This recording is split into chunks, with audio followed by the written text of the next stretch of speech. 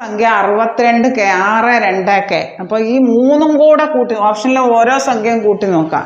ആദ്യം ഒന്നിട്ട് കൂട്ടി നോക്കാം. 6+2+1 അതായത് 9 വരും. 9 3ൻ്റെ ഗുണിതമാണ്.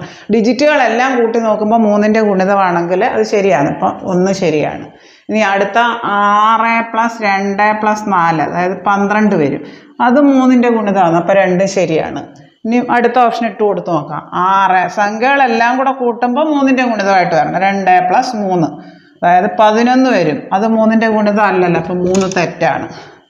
ഇനി 6+2+3 എല്ലാ അക്കങ്ങളും കൂടെ കൂട്ടി നോക്കുക. 7 കേക്ക് വരെ 7 ഇട്ട് കൊടുക്കുക. 15 വരും. അത് 3ൻ്റെ ഗുണിതമാണ്. അപ്പോൾ 1ഉം 2ഉം 4ഉം മാത്രമാണ് ശരി. അതായത് 1ഉം 2ഉം 4ഉം മാത്രം ശരി. ഓപ്ഷൻ ഡി ആണ് ഉത്തരം. ഇവിടെ 9ൻ്റെ ഗുണിതമാണെങ്കിലും അങ്ങനെ തന്നെ നോക്കുക. എല്ലാ സംഖ്യകളും കൂടെ കൂട്ടുമ്പോൾ 9ൻ്റെ ഗുണിതമായിട്ട് വരുവാണെങ്കിൽ ആ സംഖ്യ 9ൻ്റെ ഗുണിതമാണ്. 9ഉം 3ഉം ഒരേ നിയമമാണ്.